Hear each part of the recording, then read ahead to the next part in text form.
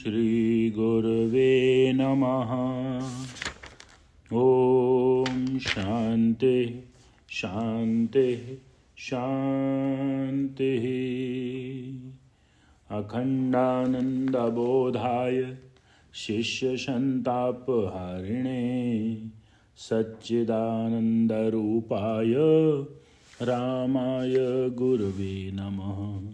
ओम शांति शांति शांति। प्रणाम भगवान।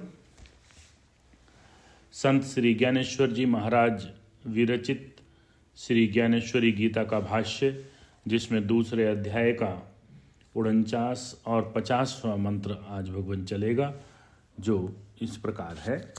समत्वम बुद्धि की अपेक्षा सकाम कर्मों को अत्यंत तुच्छ और फल चाहने वालों को अत्यंत दीन बतलाना। ये 49 मंत्र और 50 मंत्र में है। समत्वम बुद्धियुक्त पुरुष की प्रशंसा कर अर्जुन को कर्मयोग के अनुष्ठान की आज्ञा देना तथा समभाव का फल अनामय पद की प्राप्ति बतलाना। दूरेण ही अवरम कर्म बुद्धि योगात धनंजय बुद्धो शरणम अन्विच्छ कृपणः फल हेतवः। अर्थात इस समत्व रूप बुद्धि योग से कर्म अत्यंत ही निम्न श्रेणी का है, जो सकाम कर्म है। इसलिए हे धनंजय, तू समबुद्धि में ही रक्षा का उपाय ढूंढ, अर्थात बुद्धि योग का ही आश्रय ग्रहण कर, क्योंकि फल के हेतु बनने वाले तो अत्यंत दीन है। अगला मंत्र है 50। बुद्धि युक्त जहाति इह उभे सुकृत दुष्कृते तस्मात् योगाय युज्यस्व योगः कर्मसु कौशलम।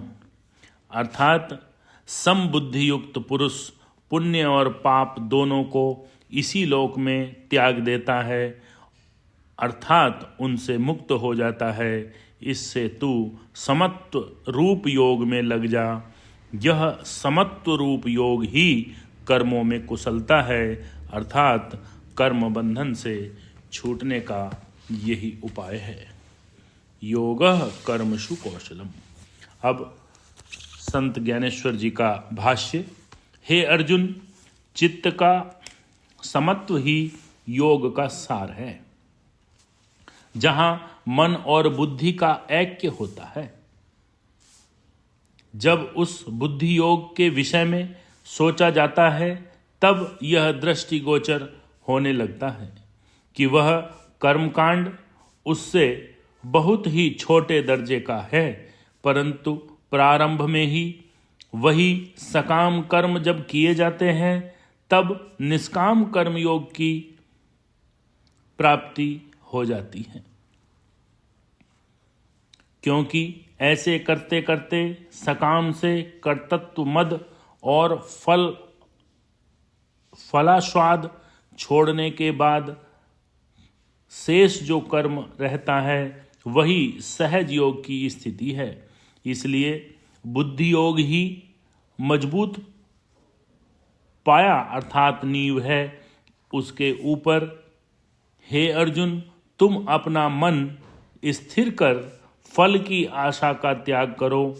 जो लोग इस बुद्धि योग में प्रवृत्त हो जाते हैं, वे ही इस संसार से पार उतरते हैं, और फिर न तो उन्हें पाप बांध सकते हैं और न पुण्य ही। और यही है योगः कर्मसु कौशलम। अर्थात